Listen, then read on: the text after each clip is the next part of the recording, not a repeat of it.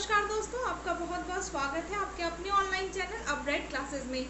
अभी तक पॉलिटी में हमने लास्ट क्लास में देखा था कॉन्स्टिट्यूशन में पार्ट 2 सिटीजनशिप नागरिकता भाग 2 अनुच्छेद कहाँ से कहाँ था, 5 से 11 तक था।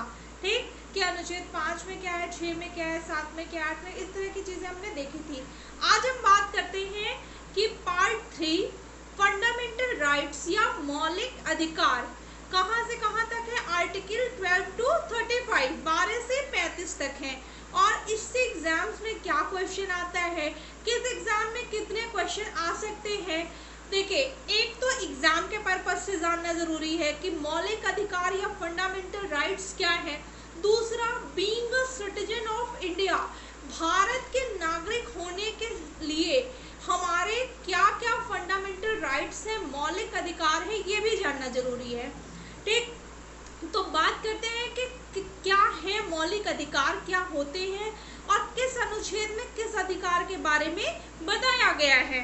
तो देखिए, यहाँ लिखा है कि मौलिक अधिकार वे होते हैं जो व्यक्ति के जीवन के लिए मौलिक एवं अपरिहार्य होने के कारण संविधान के द्वारा नागरिकों को प्रदान किए जाते हैं। कहने का मतलब ये है कि ऐसे राइट्स होते हैं जो हमारे लिए ज़रूरी हैं, तो उसे क्या किया गया है, कॉन्स्टिट्यूशन में लिखा गया है और बताया गया है।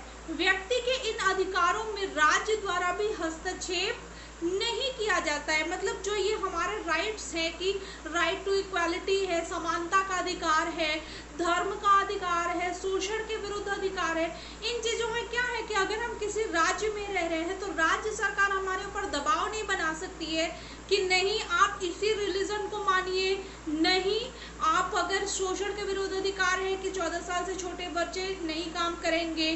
ठीक, इस तरह के अधिकार है। तो उसमें क्या है कि हम किसी राज्य में रह रहे हैं तो वो अपना लॉ निकाल के ये नहीं बता सकते कि नहीं आप मेरे राज्य में है तो आप कर सकते हैं काम। तो ये जो हमारे फंडामेंटल राइट्स हैं वो क्यों दिए गए हैं, वो इसलिए दिए गए हैं कि ताकि हमारे जो स्वेच्छा के अधिकार है, बोलने के अधिकार है, ये बने रहें। और दूसरा ये है कि इसमें राज्य स्तर की सरकार जो होती है, स्टेट गवर्नमेंट का कोई भी जो है कि इसमें हस्तक्षेप नहीं होता है। ठीक, अब बात करते हैं कि भारत में मौलिक अधिकार से जुड़े क्या क्या है।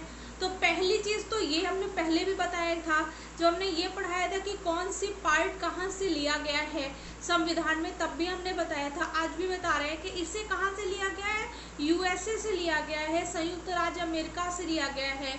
और इसका वर्णन किस में है, पार्ट 3 में है, आर्टिकल 12 टू 35, 12 से 35 में।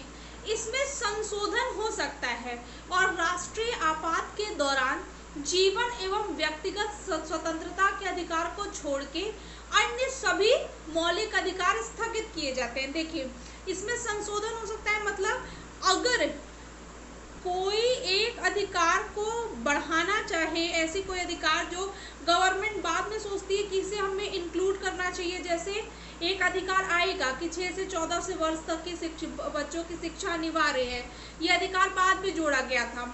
ठीक, तो कोई कोई अधिकार ऐसे जिन्हें हम बाद में एड ऑन किए हैं, या इसलिए इसे कहा गया कि इस पार्ट में संशोधन किया जा सकता है। और जब भी नेशनल इमरजेंसी या राष्ट्रीय आपात लगता है, उस टाइम पे क्या होता है, सिर्फ और सिर्फ स्वतंत्रता का अधिकार को छोड़ के बाकी जो हमारे मौलिक अधिकार हैं वो क्या होते हैं, स्थगित कर दिए जाते हैं। ठीक है, अब बात करते हैं कि क्या इसमें देखिए, और ये मूल संविधान में 7 मौलिक अधिकार थे, ये हमने आपको बताया था। लेकिन 44वें संविधान संशोधन द्वारा क्या किया गया, संपत्ति का अधिकार हटा दिया गया है वहां से और उसे कहाँ रख दिया गया है, संपत्ति सूची में शामिल कर दिया गया है, संपत्ति के अधिकार को। ठीक, वहां से हटा दिया गया है, कानूनी अधिकार के रूप में रख दिया गया है। ठीक है, अब भारतीय नागरिकों को मूल अधिकार प्राप्त हैं, कौन कौन से हैं, समता या समानता का अधिकार। ठीक है, राइट टू इक्वालिटी होता है, कहाँ से कहाँ तक है, 14 से 18 तक है। आगे हम सबको डिस्क्राइब करेंगे कि 14 में क्या है, 15 में क्या है, 16 में क्या है, ये सारी चीज़ें हम डिस्क्राइब करेंगे, आपको एक्सप्लेन करेंगे सारी चीज़ें। ठीक, समता या समानता याद होना चाहिए कि समानता या समता का अधिकार जो हमारा किस अनुच्छेद से किस अनुच्छेद तक है, आर्टिकल 14 टू 18 है, ये याद होना चाहिए क्योंकि एग्जाम में स्ट्रेट फॉरवर्ड क्वेश्चन पूछता है कि समता का अधिकार है अनुच्छेद 14 से 18 तक, 19 से 22 तक, तो ये याद होना चाहिए। दूसरा हमारा है स्वतंत्रता का अधिकार, राइट टू फ्रीडम है, ये है 19 से 22 तक। शोषण के विरुद्ध अधिकार, ठीक, ये कहाँ है, आर्टिकल 23 टू 24। धार्मिक स्वतंत्रता का अधिकार, ये कहाँ से कहाँ तक है, तो ये है 25 से 28 तक। संस्कृति एवं शिक्षा संबंधी अधिकार 29 से 30 तक। छठवां है संवैधानिक अधिकार अनुच्छेद 32। तो टोटल कितने अधिकार हमारे पास हैं, टोटल हमारे पास मूल अधिकार की संख्या, फंडामेंटल राइट्स का जो है कि नंबर है वो कितना है, 6 हमारे पास क्या है, फंडामेंटल राइट्स या मूल अधिकार हैं। कौन कौन से, पहला है समता का, स्वतंत्रता का अधिकार, फिर शोषण के विरुद्ध, फिर धार्मिक स्वतंत्रता, संस्कृति एवं शिक्षा का अधिकार और संवैधानिक अधिकार। ये सारे अधिकार हमारे पास हैं। ये आपको पता होना चाहिए कि कितने मूल अधिकार होते हैं, ठीक। मूल संविधान में कितने अधिकार थे हमारे मूल, और कौन सा हटा दिया गया, कौन से अधिकार कहाँ से कहाँ अनुच्छेद तक है, ये बेसिक नॉलेज है। और एनसीईआरटी 6-7 के एनसीईआरटी में ये इजीली अवेलेबल होता है, तो आप उस टाइम तो शायद ध्यान से पढ़े ना हो, अब पढ़ लेंगे। और देखिए एक आपको बेसिक बात बताएं कि जो पॉलिटी है ना वो उसको आप एक ही बार पढ़ेंगे। अधिकार जो हमारे ये हैं वो घटते बढ़ते रहते हैं, लेकिन जो बेसिक अधिकार है वो हमेशा एक ही रहेगा। तो अगर आपने पार्ट 2, पार्ट 3, पार्ट 1 अगर ढंग से पढ़ लिया है तो वो एग्जाम कोई भी हो, क्वेश्चन का फॉर्मेट चेंज होता है लेकिन कंटेंट आपका वही रहता है। किसी एग्जाम में थोड़ा डीप पूछेगा, किसी में लाइट पूछेगा, किसी में बहुत ट्रिकी पूछेगा, लेकिन कंटेंट आपका वही रहेगा। तो कंटेंट और कॉन्सेप्ट क्लियर रहना चाहिए, ठीक है। अब बात करते हैं हमारे पहले अधिकार की, समता या समानता का अधिकार, राइट टू इक्वालिटी। इसमें अनुच्छेद 14 में आर्टिकल 14 में क्या बताया गया, विधि के समक्ष समता, विधि मतलब लॉ, कानून के समक्ष समता। इसका अर्थ यह है कि राज्य सभी व्यक्तियों के लिए एक कानून बनाएगा और उन पर समान ढंग से लागू करेगा, ठीक।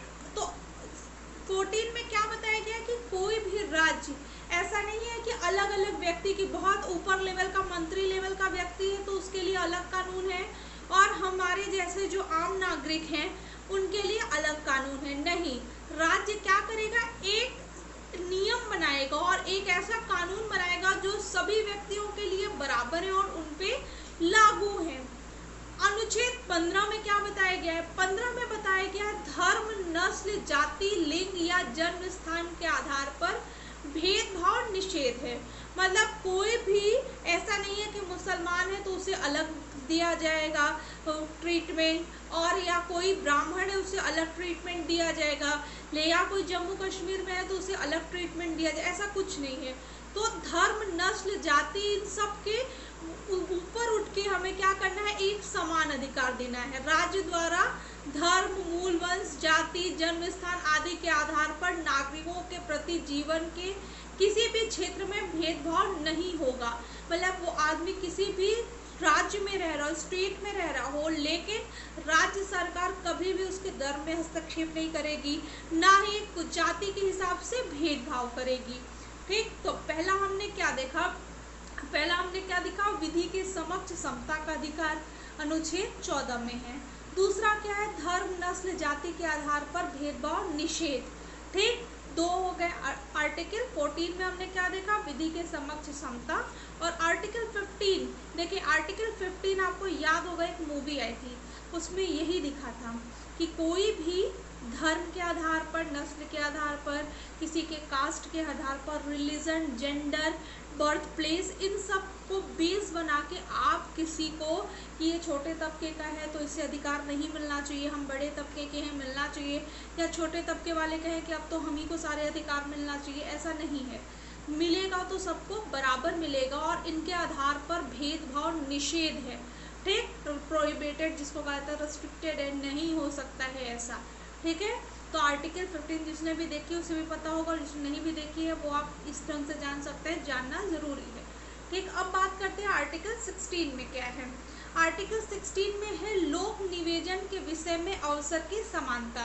राज्य के अधीन किसी पद पर नियोजन या नियुक्ति से संबंधित विषयों में सभी नागरिकों की अवसर की समानता होगी। ठीक, अपवाद के अनुसूचित जाति, जनजाति, पिछड़ा वर्ग को जो कोटा मिलता है उनको छोड़ के। कहने का मतलब ये है कि अगर कोई एग्ज़ाम निकलेगा तो उसमें ऐसा नहीं है कि सिर्फ और सिर्फ वैकेंसी निकाली जाए किसके लिए, जो है कि शेड्यूल्ड ट्राइब्स के लिए या फिर जो है कि ओबीसी के लिए, ऐसा नहीं है। सबके लिए वैकेंसी अगर निकलेगी तो सबके लिए निकलेगी। हाँ, उस पर जो सीट फिल होंगे वो क्या है, वो कैटेगरी के हिसाब से अगर किसी को रिजर्वेशन दिया गया है तो वो अलग चीज़ है, वो एक्सेप्शन केस है, लेकिन अवसर क्या होगा, वो समान दिया जाएगा। जैसे आईएएस का एग्ज़ाम है वो सबके लिए समान है, उसमें उस क्वालिफाइंग जो कैटेगरी बनाई गई है वो अलग है क्योंकि कोटा है। ठीक, जैसे हमने कोई भी सीटेट का एग्ज़ाम है या रेलवे है, एसएससी है, एग्ज़ाम क्या है, सभी के लिए समान है। पेपर क्या आएगा, सभी का समान आएगा। नंबरिंग में क्या होगी, सभी की समान होगी, लेकिन अब किसी को कोटा मिला है तो उसे उसका फ़ायदा मिलेगा ही। तो ये क्या अवसर जो दिया जाएगा वो क्या होगा, सभी को समान दिया जाएगा किसी भी पद के लिए। आर्टिकल 16 में यही बताया गया है। ठीक, अब आगे बात करते हैं। आगे क्या है, 17 में अस्पृश्यता का अंत। अस्पृश्यता उन्मूलन के लिए इसे दंडनीय अपराध घोषित किया। अस्पृश्यता मतलब छुआछूत वगैरह बिल्कुल नहीं होना चाहिए कि ये छोटी जाति का है काम बड़े जाति के, ये सब नहीं होना चाहिए। 18 में उपाधियों का अंत। सेना या विधा संबंधी सेवाओं के सिवाय अन्य कोई उपाधि नहीं लेगा कि बड़ा सा टाइटल ले लिया खुद के लिए, वो नहीं होगा। भारत का कोई भी नागरिक किसी अन्य देश से बिना राष्ट्रपति की आज्ञा स्वीकार किए कोई उपाधि नहीं ली जा सकती है। मतलब अगर कोई आप किसी अदर कंट्री में है, अगर वहाँ पे आपको कोई टाइटल दिया जा रहा है, कोई उपाधि दी जा रही है, तो उसके लिए आपको किससे परमिशन लेना होगा, परमिशन लेना होगा राष्ट्रपति से। बिना राष्ट्रपति की आज्ञा के भारत के नागरिक को कोई अन्य देश उपाधि नहीं दे सकता है। ठीक, ये थी सारी बातें। अब बात करते हैं स्वतंत्रता का अधिकार। अभी तक हमने क्या पढ़ा था, अभी तक हमने समता का अधिकार पढ़ा था। 15 में क्या है, 16 में, 17 में, 18 में। ठीक, ये सारी बातें हमने पढ़ी। अब देखते हैं स्वतंत्रता का अधिकार। तो 19 में क्या बताया गया है कि मूल संविधान में 7 तरह की स्वतंत्रता का उल्लेख था और अब क्या है, 6 तरह की है। तो 19 ABCD करके दिया गया है। अनुच्छेद उसमें क्या है, 19 में पहला है ए में बोलने की सब स्वतंत्रता, मतलब एक्सप्रेशन की जो है हम बोल सकते हैं, लेकिन ऐसा नहीं कि आप बोलेंगे तो किसी को गाली दे दें, किसी को मार दें, उस तरह की स्वतंत्रता नहीं। बोलना मतलब अपनी बात को प्रेजेंट करना। देखिए 19A में ही आपका प्रेस की भी क्या है, स्वतंत्रता बताई गई। ये क्वेश्चन पूछता है, आगे हम बताएंगे। 19B में क्या है, शांतिपूर्वक बिना हथियारों के एकत्रित होने और सभा करने की स्वतंत्रता। मतलब आप कोई भी क्या कर सकते हैं, आप कहीं ग्रुप में इकट्ठा हो सकते हैं, कोई जो है कि अगर आप चाहें तो कोई सभा वगैरह का आयोजन कर सकते हैं, बातचीत कर सकते हैं, किसी टॉपिक पे डिबेट कर सकते हैं, लेकिन वहाँ ऐसा नहीं है कि हथियार लेके मार शुरू कर दिया जाए, ऐसा नहीं है। 19C में क्या बताया गया, बताया गया संघ बनाने की स्वतंत्रता। अगर आप चाहें तो कोई कम्युनिटी बना सकते हैं, इसकी आपको स्वतंत्रता है। देश के किसी भी क्षेत्र में आवागमन की स्वतंत्रता, ये तो सब जानते हैं कि आप कभी यहाँ घूमने जाइए, कभी वहाँ घूमने जाइए, कभी कहाँ रहने जाइए, ये सारी स्वतंत्रता दी गई है, कहीं भी आप जा सकते हैं। ठीक, देश के किसी भी क्षेत्र में निवास करने या बसने की स्वतंत्रता। पहले जम्मू कश्मीर में नहीं था, अभी भी शायद अभी ऐसी कोई राइट्स मिली नहीं है, लेकिन हो सकता है बाद में मिले। देश के किसी भी क्षेत्र में आप चाहें तो ज़मीन ले सकते हैं, वहाँ रह सकते हैं, अपना मकान बना सकते हैं, इसमें कोई रिस्ट्रिक्शन नहीं है। ठीक, 19 में क्या है, संपत्ति का अधिकार है। ठीक, कोई भी व्यापार एवं जीविका चलाने की स्वतंत्रता। संपत्ति का अधिकार बाद में हटा दिया गया था मूल संविधान से। ठीक है, कोई भी व्यापार एवं जीविका चलाने की स्वतंत्रता। अगर आप चाहें तो कोई अपना स्टार्टअप कर सकते हैं। स्टार्टअप के लिए आप देखिए कोई भी तरह का स्टार्टअप कर सकते हैं, लीगल हो वो, ठीक, कर सकते हैं। अब इसमें क्या दिया है, प्रेस की स्वतंत्रता का वर्णन। अनुच्छेद 19A में ही है, जिसमें हमने बताया था बोलने की स्वतंत्रता। तो प्रेस यानी मीडिया, मीडिया की जो स्वतंत्रता है वो भी 19A में ही है। और ये क्वेश्चन रिपीट बहुत सारे एग्जाम में पूछ चुका है कि प्रेस की स्वतंत्रता का वर्णन किस अनुच्छेद में है। ठीक, आगे बात करते हैं अनुच्छेद 20 में, अपराधों के लिए दोष सिद्धि के संबंध में संरक्षण। यानी अपराधी अगर है तो वो किस तरह से है, उसकी क्या स्वतंत्रता है, क्या नहीं है, ये बताया गया। इसमें क्या है, किसी भी व्यक्ति को एक अपराध के लिए एक ही बार सजा मिलेगी। ऐसा नहीं है कि अपराधी ने अपराध एक किया है, सजा एक बार उसे क्या मिला, 10 साल की सजा, बाद में एक ही अपराध के लिए फिर 10 साल की नहीं।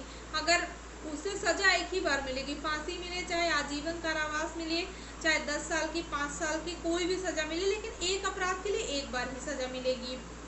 अपराध के करने के समय जो कानून है इसी के तहत सजा मिलेगी। ऐसा नहीं है कि आज इस अपराध का ये कानून है, कल लॉ चेंज हो गया, हमने अपराध आज किया और लॉ चेंज हो गया कल, तो कल के हिसाब से नियम लगेगा। नहीं, अगर हमने अपराध आज किया है, सजा में आज मिलेगी और आज ही के नियम के तहत मिलेगी।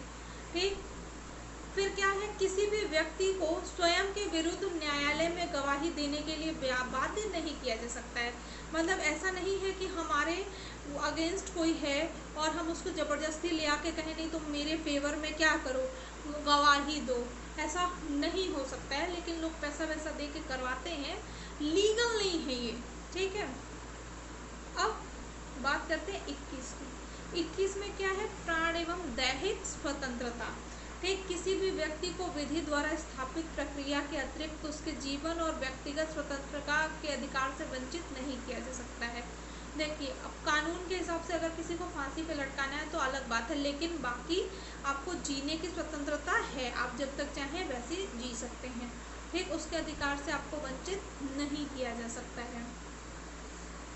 अब 21A में क्या है, ये बाद में जोड़ा गया है, राज्य 6 से 14 वर्ष के आयु के समस्त बच्चों को ऐसे ढंग से जैसा कि राज्य विधि द्वारा अवधारित करें निःशुल्क और अनिवार्य शिक्षा उपलब्ध कराएगा। कहने का मतलब ये है कि 21A जो है वो फंडामेंटल राइट्स में बाद में ऐड ऑन किया गया था, 86वें संविधान संशोधन द्वारा जोड़ा गया था और उसमें बताया गया था कि 6 से 14 साल के जो बच्चे हैं वो उनका राइट टू एजुकेशन जो है ना, फ्री एजुकेशन, वो क्या है, उसके लिए ज़रूरी है और आपको देना ही पड़ेगा। इसी से रिलेटेड एक आएगा जब हम पढ़ाएंगे फंडामेंटल ड्यूटीज़, मूल कर्तव्य, तो इसमें बताया जाएगा कि माँ बाप का ये कर्तव्य है कि वो 6 से 14 वर्ष तक के बच्चों को निःशुल्क सेवा उपलब्ध कराएं।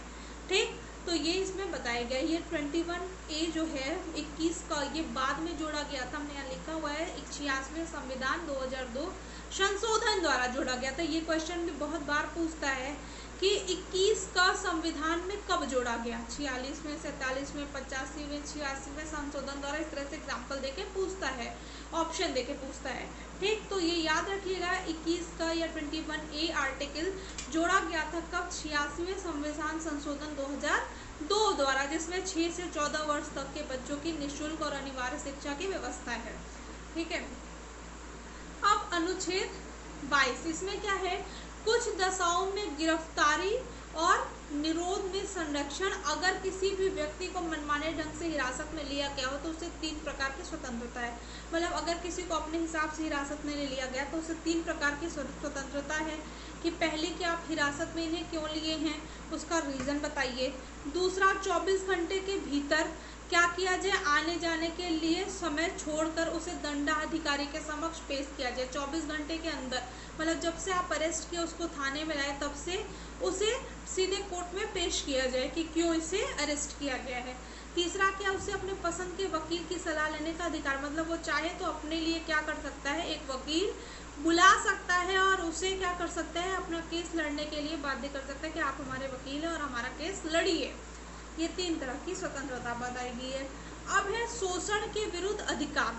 शोषण के विरुद्ध अधिकार क्या है कि इसमें मानव के दुर्व्यापार, मतलब जो खरीद होता था कि हम उसको सेल करते थे, कि लड़कियों का क्या होता था, व्यापार होता था, बच्चों का व्यापार होता था, इस तरह बहुत सारे व्यापार होते थे, वो इनलीगल है। मानव का दुर्व्यापार बालात श्रम का प्रतिनिषेध, इसके द्वारा किसी भी व्यक्ति की खरीद बिक्री, बेगारी, इस प्रकार की अन्य जबरदस्ती से लिया हुआ श्रम निषिद्ध ठहराया गया है।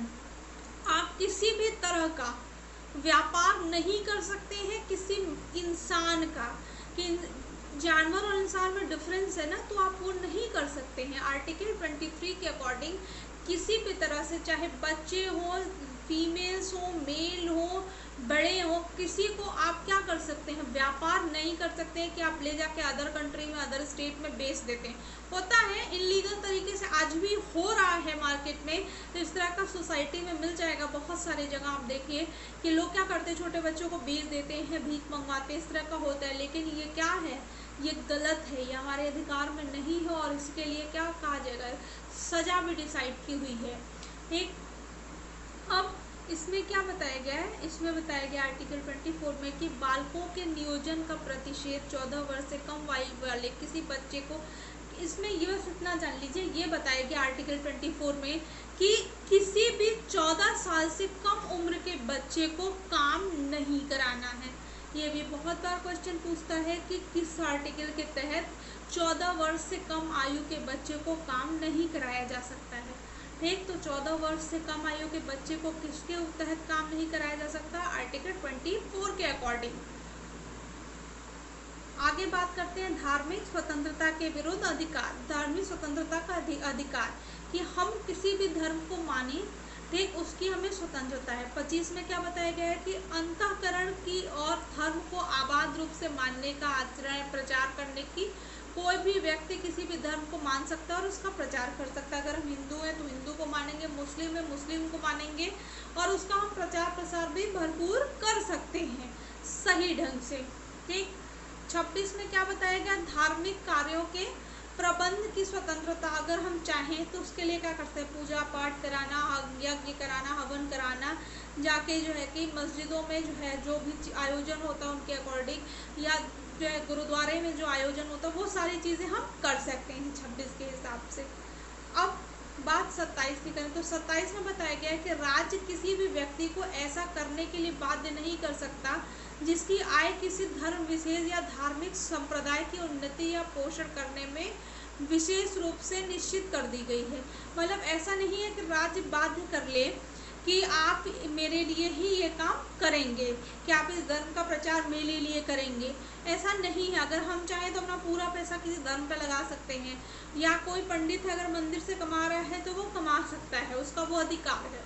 ठीक, 28 की बात करें, राज्य विधि से पूर्णतः पोषित किसी शिक्षा संस्थान में धार्मिक शिक्षा नहीं दी जाएगी। ये भी बात बहुत बार पूछ चुका है कि किसके अकॉर्डिंग ऐसा है।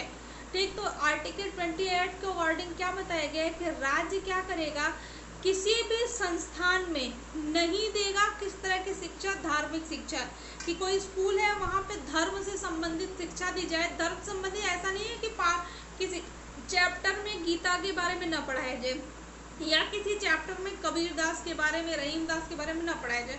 हाँ, धार्मिक शिक्षा का मतलब ये ज़रूर है कि आप किसी भी क्लास में ये नहीं पढ़ा सकते ये ही धर्म सबसे अच्छा है, इसी को मानना चाहिए, इस तरह की चीज़ें नहीं करा सकते हैं। ठीक, ना ही आप स्कूल में बहुत बड़ा यज्ञ करा के आप कहें स्टूडेंट से कि आपको इसमें पार्टिसिपेट करना ही है। जो छोटे छोटे फेस्टिवल, जैसे अगर आप मना रहे हैं सरस्वती पूजा, तो आपको क्या करेगा, आपको ईद भी मनाना है, आपको होली भी मनाना है, इसके लिए आप उनको बता सकते हैं कि हम सारे धर्मों के त्यौहार मना सकते हैं, इस तरह के आप जो है कि ऑर्गेनाइज करा सकते हैं। लेकिन किसी एक धर्म को, या आप उसमें बैठ के कोई आप उपदेश सुनाने के लिए बुला लें किसी बाबा को, इस तरह का कोई काम नहीं करना है, इसमें यही बताया गया है। आगे बात करते हैं संस्कृति एवं शिक्षा संबंधी अधिकार। अल्पसंख्यक हितों का संरक्षण, कोई अल्पसंख्यक वर्ग, भाषी, भाषा, लिपि, इसमें क्या बताया गया है, इसमें बताया गया है कि जो हमसे बहुत दूर हैं, जैसे किसी ऐसे उसमें इलाके में रहते हैं आदिवासी, जिनको कोई चीज़ें नहीं मिल रही हैं, उनको अवेलेबल कराया जाए। उनको क्या किया जाए, उनकी भाषा को सुरक्षित रखा जाए, उनकी संस्कृति को सुरक्षित रखा जाए, उन्हें शिक्षा के संस्थान दिए जाएं और उनको किसी तरह के प्रवेश से रोका ना जाए।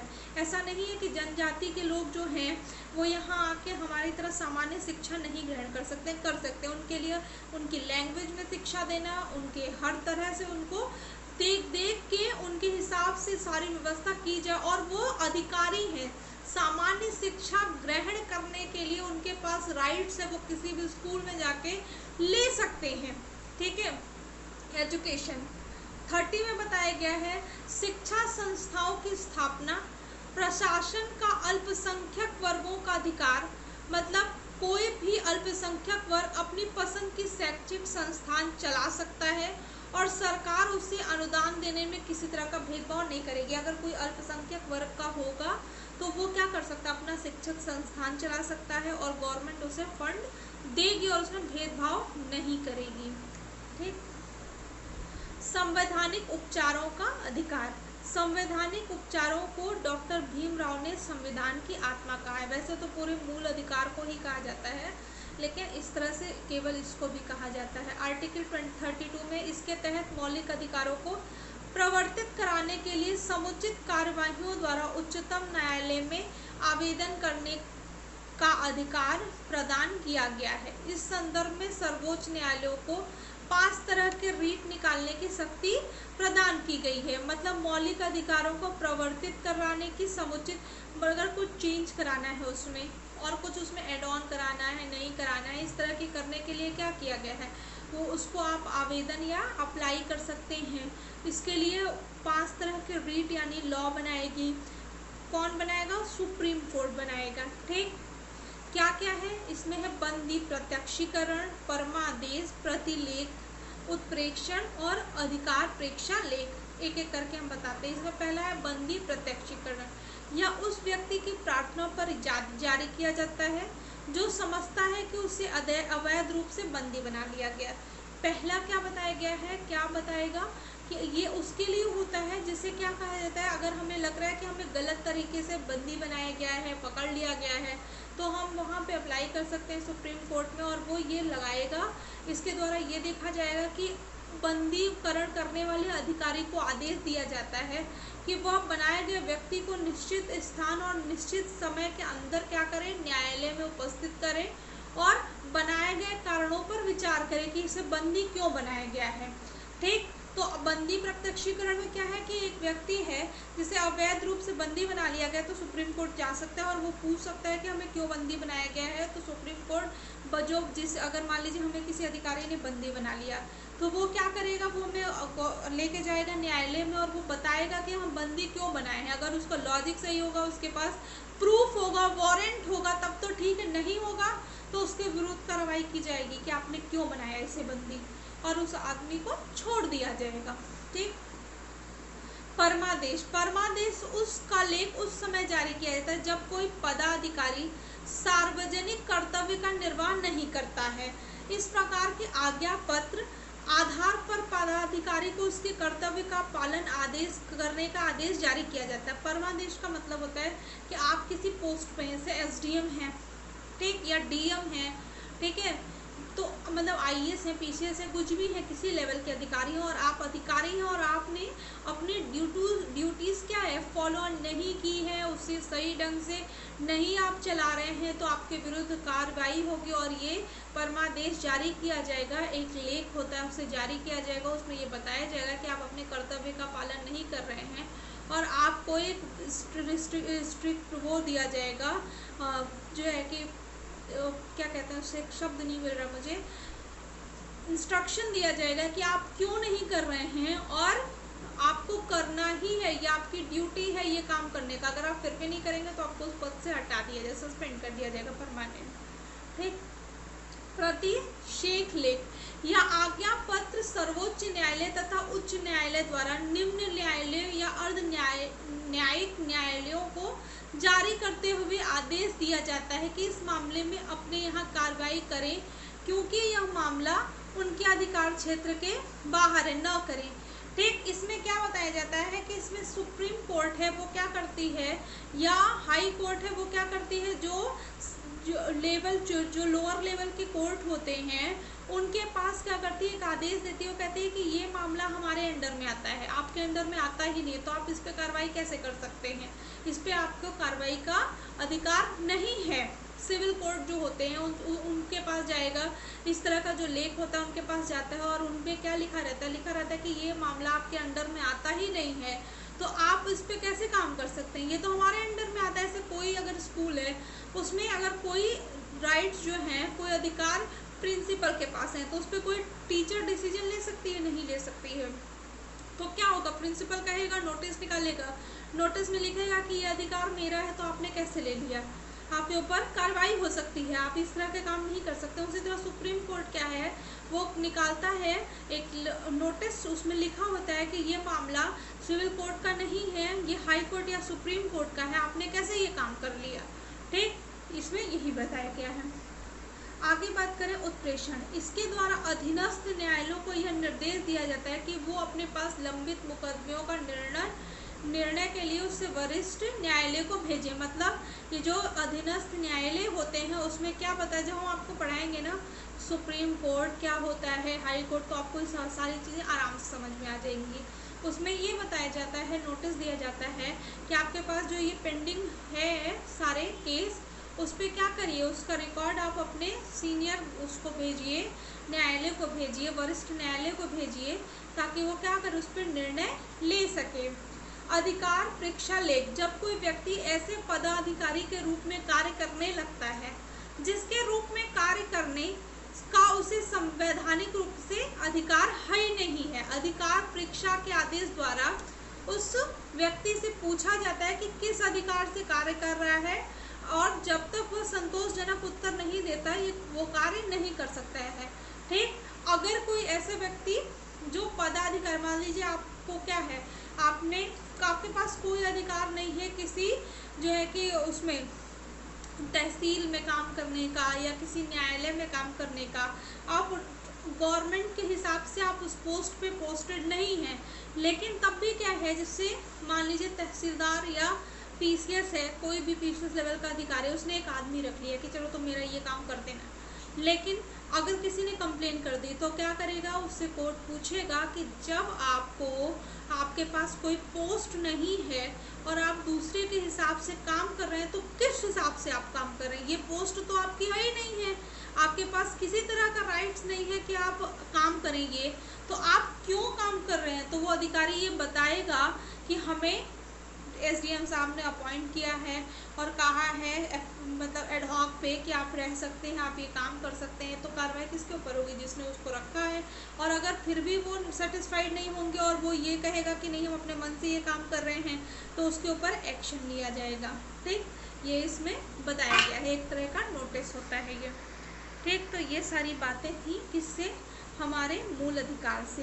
तो हम रिवाइज कर लें, और बेसिक चीज़ सबसे ज़्यादा क्वेश्चन क्या पूछता है, सबसे ज़्यादा क्वेश्चन पूछता है कि मूल अधिकार कितने होते हैं, तो मूल अधिकार 6 होते हैं। कौन कौन से होते हैं, समानता का अधिकार होता है, समानता के बाद क्या होता है, उसके बाद होता है शिक्षा का अधिकार होता है, स्वतंत्रता का अधिकार होता है, शोषण के विरुद्ध अधिकार होता है, ठीक, और संवैधानिक अधिकार होता है। अब इससे क्वेश्चन सिंपल पूछता है, अगर देखा जाए तो ऐसे पूछता है कि आर्टिकल जो है कि 14 to 18 कौन सा अधिकार होता है, तो 14 to 18 क्या होता है, समानता का अधिकार होता है। स्वतंत्रता का अधिकार 19 से 22 है। सीक्वेंस आप याद रखिए कि पहले समता का होता है, फिर स्वतंत्रता का होता है, फिर शोषण का होता है, फिर क्या होता है, धार्मिक स्वतंत्रता का अधिकार होता है, फिर होता है संस्कृति और शिक्षा का अधिकार, और लास्ट में संवैधानिक अधिकार होते हैं। तो अगर आपने किसी एक आर्टिकल को याद कर लिया तो बाकी अपने आप याद होते जाएंगे कि 14 to 18 क्या है, समानता का अधिकार है, स्वतंत्रता क्या क्या है, 19 से 22 है, शोषण के विरुद्ध 23 और 24 है, धार्मिक स्वतंत्रता का 25 से 28 है, 29 से 30 क्या है, शिक्षा का अधिकार है और संस्कृति का, और 32 क्या है, संवैधानिक अधिकार है। तो ये सारे अधिकार से क्वेश्चन ऐसे ही पूछता है कि डायरेक्ट अगर पूछ रहा है तो ये पूछता है कि किस आर्टिकल में कौन सा अधिकार है।